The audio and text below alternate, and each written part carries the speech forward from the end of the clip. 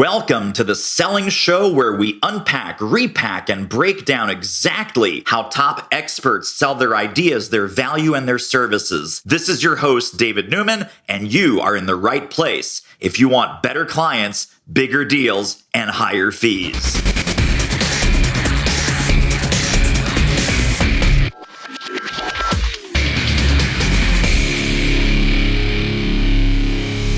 She's here, the woman, the myth, the legend, Alice Heiman of AliceHeiman.com. Welcome to the show, my friend.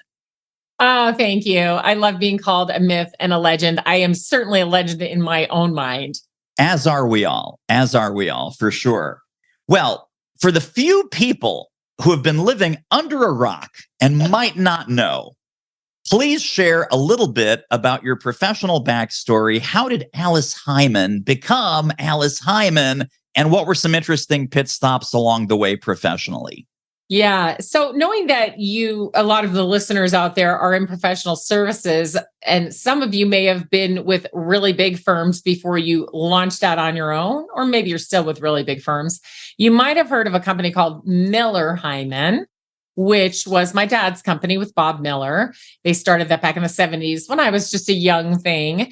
And they, proceeded to be the main methodology for Fortune 500 companies for a business-to-business complex sale, thus working with what was the big eight at the time. We know what's happened to that. And many other professional service firms of many types. So these methodologies were for a business-to-business complex sale and, sales that have a long sales cycle, many decision makers, and lots of complexities to them, which I know that all of you who are selling to bigger companies than yourselves are running up against all the time. So I started really, even before that, we won't go into it, but I was a public school teacher for 13 years prior to going into business with my dad. So he bought Bob Miller out, and then he continued the company with his wife, Diane Sanchez Heiman, and they continued to grow it. And after many years of asking me to please come work for the company, I finally gave in around, I'm going to date myself now, David, but around 1994. I started working for them. So I had been doing projects for them though for years. So I was really familiar with everything, but I was a school teacher, not a salesperson. And, I didn't really like the S word. Right. And I know there's others out there who don't, we can get back to that. But I didn't really know much about sales, and especially not in corporate America. I just kind of got catapulted, as I always say, from kindergarten to corporate. And then here I was, landed at Miller Heiman and learning everything about the complex sale, started training the trainers. I actually rewrote all the materials with my dad and some others, and then started training the trainers, and then started handling some of the largest accounts, Coca-Cola, Hewlett-Packard, AT&T, Dow Chemical, blah, blah, blah, right? Fidelity Investments, there they were. So here I am. Oh, Price Waterhouse. I think I worked with Price Waterhouse and Cooperson Lybrand, which we know are all mushed together now. So I have a bit of a stint in some professional services. We also worked with a lot of insurance, huge insurance companies like CNA and many, many, many others. So I got catapulted into this corporate world, got catapulted into sales through training, right? And managing these large accounts. And I don't know, about 1997, my dad was like, oh, we're going to sell the company. So I learned a lot about how do you sell a company? What does that look like? How does that happen? So that was super fun. He and his wife did a really great exit for them. It was the first time a sales training company had ever been sold to private equity. So that was super interesting too. And then I started my own company in 1997, knowing that they were, going to exit and helping them through that exit as an independent contractor for them, and then into my own business of Alice Heiman LLC, which is what we are right now. And my main focus, David, is CEOs of companies that have a business-to-business complex sale who want to elevate their sales to increase the valuation of their company for their eventual exit. Amazing. Totally fantastic. So you also have an amazing podcast called Sales Talk for CEOs. And some of the CEOs and managing directors and principals and founders and owners that are listening to us go, well, wait a second. I've got, 2, 3 salespeople. I may even have 6, 7 salespeople. I got a sales manager now. I thought I was out of sales. That's why I'm paying these people, because I want to be the strategic visionary. I want to set the direction of the firm. And I don't want to be in the hand-to-hand sales anymore. Been there, done that, bought all the t-shirts. You believe very firmly, very clearly that a CEO still has a responsibility to the sales function. It's evolved, it's changed, it's different when they were either very small or maybe even that CEO was solo. Talk to us about like size by size. You're a solopreneur, then you start to build a team, then you start to build a sales team. When you're looking at these companies in that kind of small to mid-market evolution, how does a typical CEO's role change at these different growth levels? Yeah. So I'm going to just kind of start it with this. It's all about the mindset, right? It's all about what you believe and what you believe is going to propel your company forward. So that's the beginning. And I know you've heard me say this because I say it all the time. The CEO will always have a role in sales, but that role changes as the company matures. So of course, when you are a founder, CEO, and just on your own in the beginning, of course you have to do the selling. Now, if you're smart, you tap your network and do it the easy way. If you're not so smart, you sometimes do it the hard way, which is cold outreach. And that will burn anyone out. Even the best sellers who love doing cold outreach, if that's the only way that they're getting business, that's the hard way. And you've heard me say a million times, David, don't do sales the hard way, please. Like, why? So let's do it the easy way. So if you are just starting out, your role is to build and nurture your network. Now, hopefully you've built your network before you need it. So when you start, you're tapping into that network that you've built, you're continuing to add to that network, and you are nurturing that network. Why? Because these people can buy from you. They can refer you, make introductions for you so that they can transfer the credibility they have, for you to these new people who could possibly buy from you. So that is the best, easiest way, right, to do that. So you will be involved in that way when you first start. But I don't care how old your company is, 30 years, 40 years, 50 years, 10 years. It doesn't matter to me how old your company is. You should always maintain and continue to build and nurture a network that can be leveraged to help your company. So that should flow forever, David. Never stop, right? Yeah. So then the next thing is, okay, you're selling and delivering when you're a founder. So at some point, you're going to have to hire some other people to help you if you want to grow it all. And if you want to scale, you're really going to have to hire some people to help you. But that doesn't mean you turn sales over to someone and leave it in their hands, right? So at first, you may hire a few salespeople. They may be called partners or principals or other things, and they will be charged with selling. You cannot be the sole rainmaker, right? But if you hire people to do customer care, customer success, right, then you have more bandwidth to continue bringing in new customers. So sometimes that's the best way to go at first. Get the support system in place. And sometimes it is hire some people who are also going to sell. But caution here, don't hire people in the beginning who aren't willing to sell for any position, not for CFO, not for controller, not for, operations. If they're not willing to help you sell, that means leverage their networks. I'm not saying you hire people who are in operations and finance to cold call. Of course not. But they have to be willing to help promote the company on their social media platforms. They have to be willing to open their network and make introductions, or don't hire them. Like they just want to get a paycheck to do a job. Forget about it. You're too early on. You cannot do that. Now, later when your company's more mature, maybe, but why? Why would you ever have people who don't want to help you sell, who don't want to open their networks to you and make it easy for the sellers? You would never want to do that, right? Are you loving this interview as much as I am? Holy smokes. Hey, you know what this reminds me of? There's a fantastic sales book that you got to get your hands on right here, right now. It's called Do It Selling. How do I know it's great? Well, I wrote it and you need to read it. Pop over right now to doitselling.com. Now, back to our interview.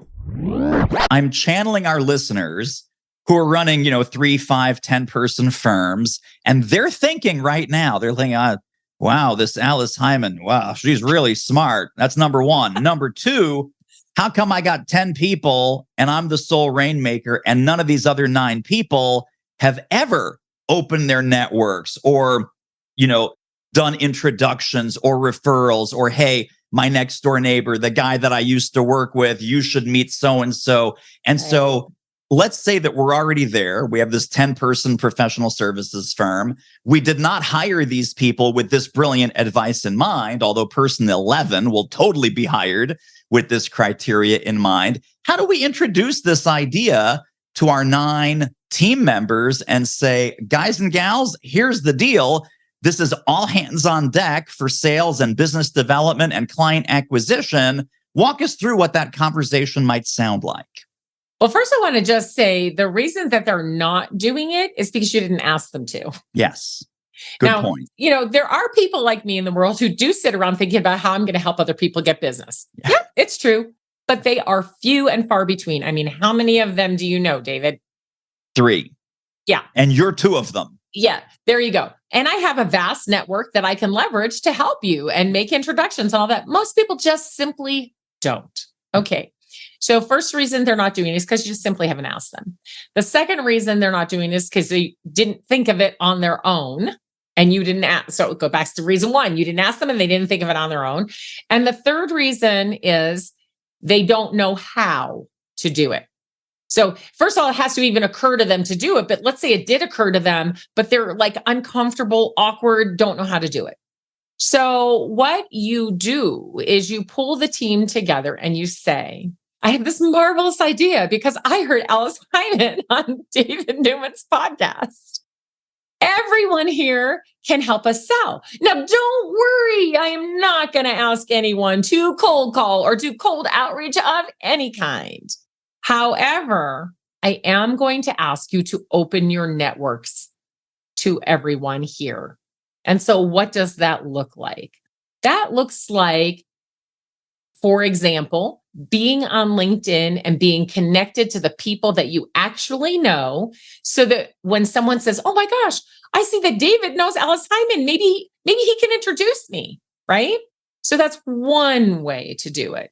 Another way to do it would be for everybody to make a list of 10 people that they know who could either buy from our company or refer us to someone who could buy.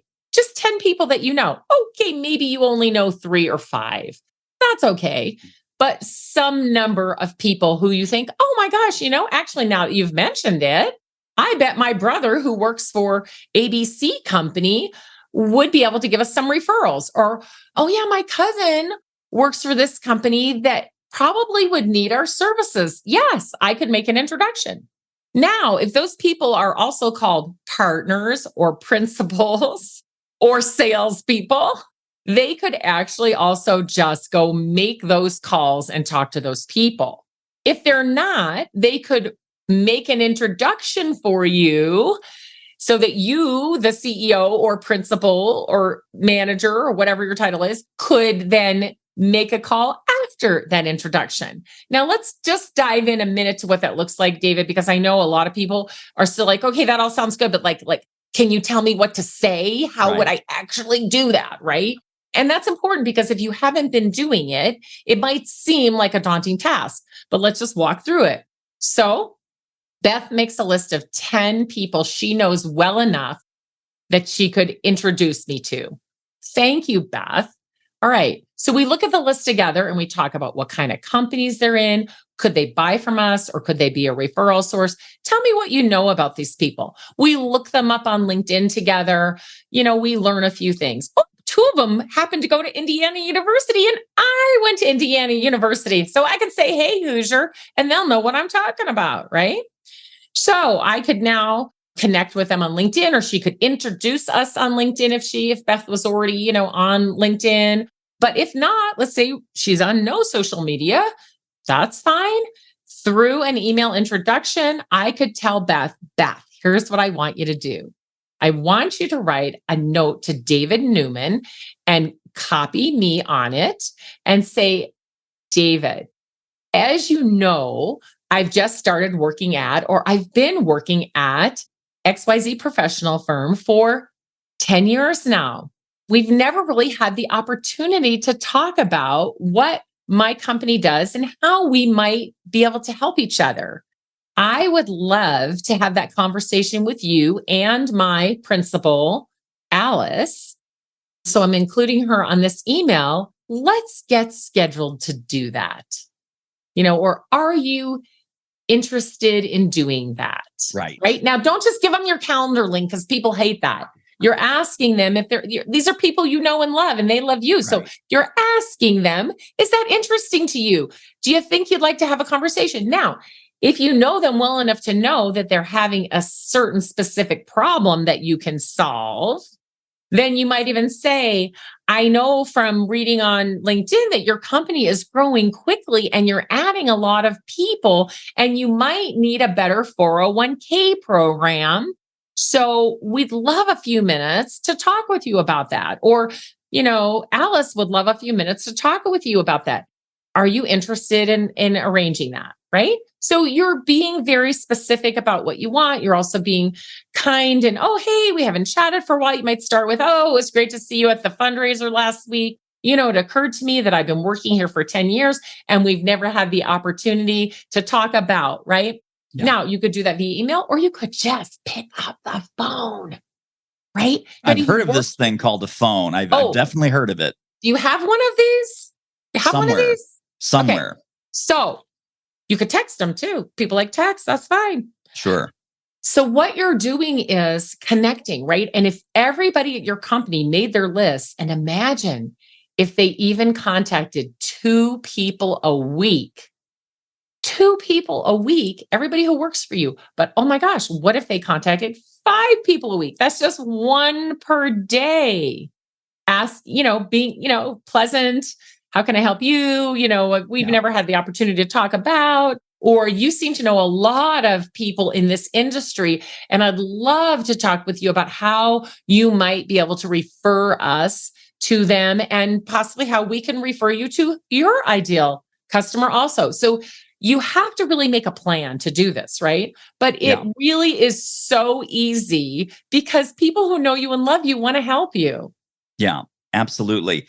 And I think that there's a couple layers to this, that people listening, their radar might have gone off like, oh my God, Alice, I'm asking to call in a favor.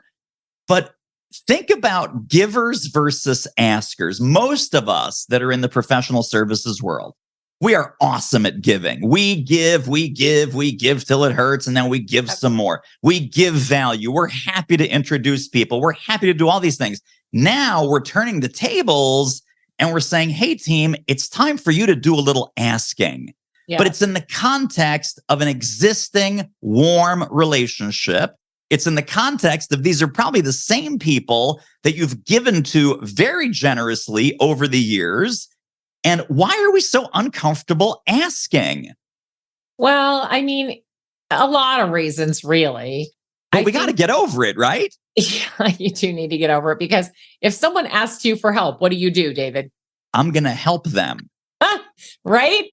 I'm asking for your help to meet people. I'm asking for your help so that I can see whether my company can help yours. Right. I'm so simply just asking for help.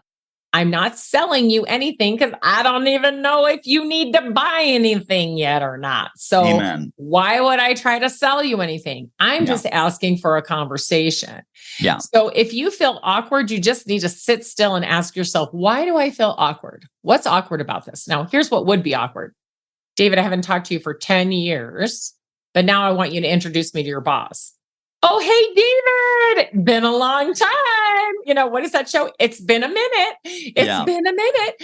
But listen, I'd really love for you to introduce me to your CEO because I want to try to sell him something. Awkward. Don't do it.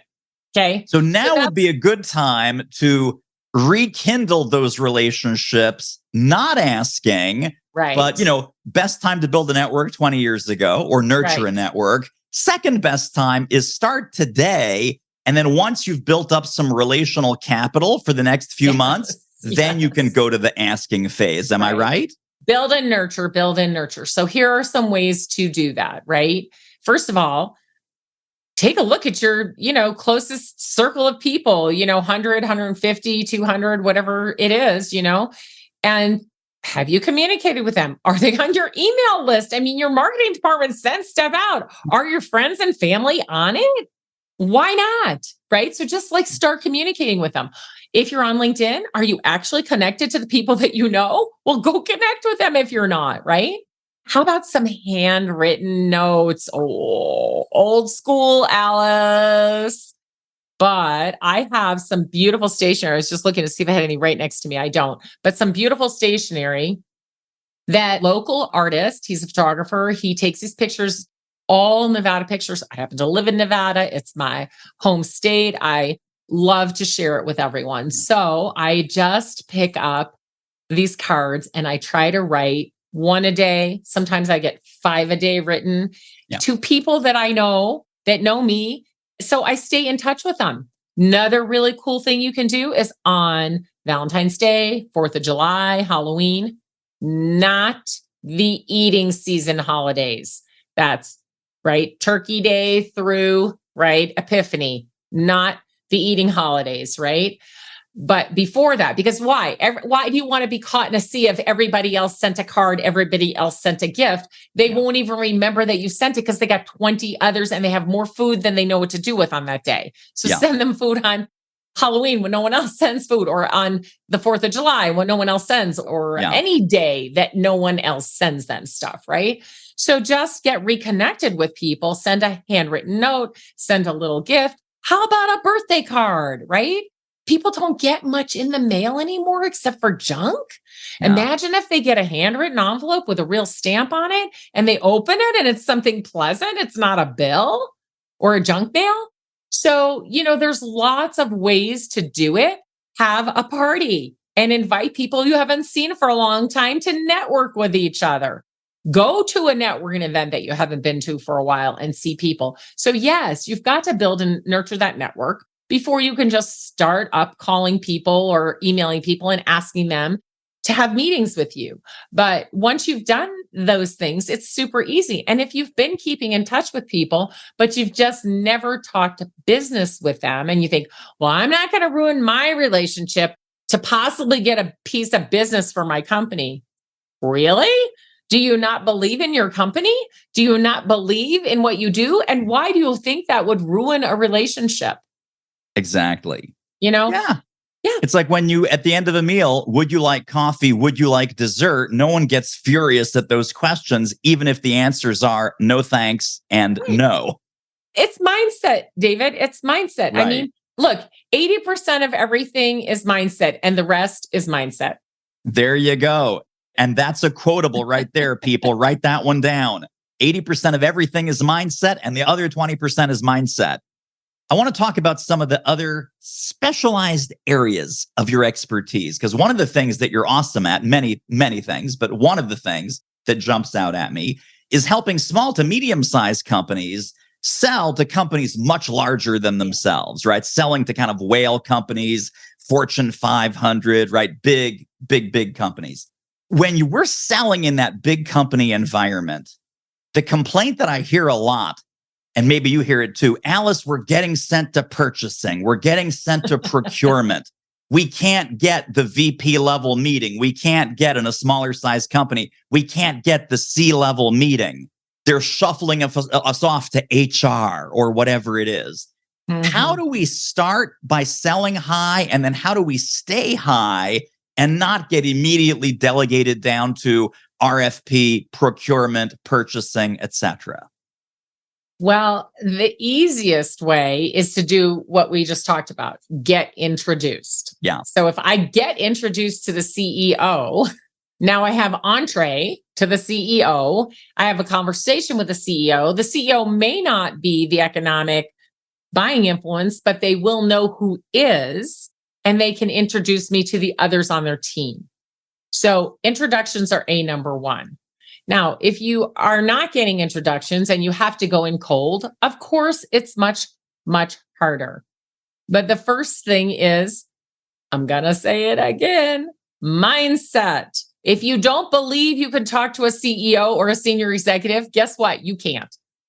If you don't have a message that will ring true to a CEO or senior executive, they may take your call, but they're not going to stay on the call. They're not going to move forward in any way. So even if you get an introduction, if you then don't have that messaging, you're done. You're cooked. Forget it, right? So what we have to do is a very account-based approach, whether we're being introduced or whether we're going in cold. So we say, these are the companies that are most likely to buy from us based on our market research and our history of selling, right? These are the companies that are most likely to buy from us. These are the people at those companies who typically have to get involved before we can close a deal. And then we go after all of those people. Sometimes we call them personas in sales, in marketing, and in sales, we call them buying influences. We go after all of them simultaneously with a message that will ring true to them. The message to the CEO is not the same message you send to a CFO or a chief marketing officer or a VP of sales or a director of whatever. Now, when you get that messaging through, right, you pique their interest or curiosity, they want to talk to you. You better bring it. You bring the A game. You've done your homework. You know what a day in the life is like. You know what's happening in their industry. You know what's happening in their company because you did your homework. I cannot tell you, David, and I know you've seen it a million times, how many sellers, whether their title is CEO or salesperson, try to wing it. Yes. They go into a meeting without proper prep and they try to wing it. Oh, I'm going to say a bad word. Hell no. Don't do that. That will crash you. Crash and burn you. Totally. And even the things that we talk about, like you said, there are CEO agenda items, metrics, dashboards, needles that they need to move. There's a different set of CFO dashboards, metrics, needles that they need to move. Rather than talking about our products, our services, how wonderful we are, we need to start talking about business problems and money and financials and strategic issues that are important to that CEO, CMO, CFO, CRO. And like you said, they're different, but we need to show up right away speaking their language about their problems, correct? That's right. That's right. It's not about us. It's not about what we offer. It's not about our products and services. It's not about how great we are, how long we've been in business. It's about none of those things. Yeah. Until someone asks, they say, well, how long have you been in business? Then you can say. Right. But before that, it's just about them, their process, their problems, the previous solutions, the insights you can bring. We work with a lot of other CMOs like you, David, and this is what they've told us, right?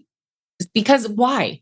Salespeople have a unique insight because they cover many different companies and they can bring what they've learned from those companies into the companies they're prospecting.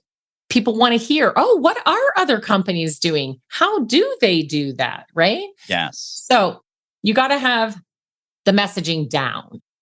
And even then, what you have to remember is that any given moment in time, only about this % of the people that you're trying to sell to are ready to buy. That's really teeny tiny space between the fingers is what Alice is showing us. That's it. Small. It's a very small %, right? Yeah. So if you talk to people and they're not ready to buy, there is nothing you can do except be a guide towards what they're trying to accomplish now, currently in their life, and stay with them until they are ready to buy. Yes. Which is what most salespeople just simply don't do. Why? Because they don't have time. They don't have the support, the resources. So, hopefully the marketing team is helping to nurture these people who aren't ready to buy this minute. But yeah, so you have to, when you're selling to really large companies, you've got to know their business. You've got to be expert. You have to have the business acumen, right? That allows you to have conversations at that higher level that are not about, are you going to buy this today? Are you the decision maker? Like people talk about BANT, right? Budget, authority, need, timing. That is so 1980s. Please stop doing that. Yeah. Anybody who's your true target audience can find a budget to buy from you if they want to. So you don't need to worry about that anymore. That's not a qualifier in or out. Qualifying people in or out has to be based on the need that they have, the solution that's going to win for them, the taking the headaches away, helping them with their growth, right? It's not based on whether are you the final decision maker? Oh, well, what's the timing on that? And do you have a budget currently? No. Yeah. And you know what? A lot of people don't have a budget for anything these days. When they figure out that they need something, they figure out how to get a budget for it. Holy smokes, so much value in this episode. Listen, if you are loving what you're hearing, feel free to download, subscribe, tell a friend, leave a review on Apple Podcasts or wherever you're listening to The Selling Show. Now, back to the interview. You and I said something right before we turned on the microphones that I think our audience really, really, really needs to hear. Because I'm having all these conversations, and I'm sure you are too, Alice, about what is going on? People aren't buying. We're down 20% this year. I must suck. I must be a terrible salesperson. I must be a terrible CEO. And that we're not discounting that. I mean, you might be a terrible salesperson, but talk about sort of what's the economic buying environment across your clients and your audiences that you're seeing right now, late fall of 2023, early winter 2024. Yeah. So there's a lot of research out there really right now about what's going on. Barry Trailer does some great research with his company. Spencer Wixom with the Brooks Group has done some great research on what's going on. There's a lot of issues around seller confidence right now. Salespeople feeling burnt out, unsupported, not being given what they need to succeed. A lot of that going on the one hand. On the other hand, there's a lot of buyer confidence issues as well, right? The buyers are not confident in themselves. If any of you listen to Brent Adamson, who used to be a distinguished Gartner analyst, he talks a lot about buyer confidence. And I think we don't realize that buyers don't know how to buy. Now, if they're a procurement person, yes, they have some rules they follow to buy stuff. But the average person who is, any C-level title, any VP title, any director title, they have not been trained in buying. They probably have never, ever in their entire life bought what you're selling. Or if they did, it was a really long time ago, because a lot of this big stuff that we sell, these complex sales, people don't buy it every year, right? They buy it once in 10 years, capital equipment, professional services, they hire a law firm and stay with that law firm. They hire an accounting firm and stay with that firm. They hire an insurance agency and stay with them. They buy software and they use it for years, right? So they don't really know how to buy it. And think about it. So, the honest truth, David, you and I, we are the older ones in the workforce now, right? We are, I won't speak for you, but I'm a baby boomer, right? Yeah. And so everyone we're selling to is younger, mostly younger. So if you take, a 30-something and you're trying to sell them something complex that they've never, ever bought before, how on earth would they know how to buy it? Right? And they don't even know in their own company who to go to. Who else? Like you say to them, well, who else is going to be involved in the sale? They don't know. Yeah. So you need to say, based on my experience, when making a purchase like this at XYZ type of firm, you typically are going to need to get your CFO involved. You're going to need to get the operations leaders involved. You're going to need these kinds of people. How can I help you round them up so we can have a conversation, right? So the seller today has to be an orchestrator. They have to be the guide, and they have to help the people buy, not assume that they know how to buy, because they don't. Yeah. On the macro level, though, sort of in the fishbowl that we're operating in, recession, inflation, 2 global wars happening at this point, a lot of uncertainty, a lot of fear.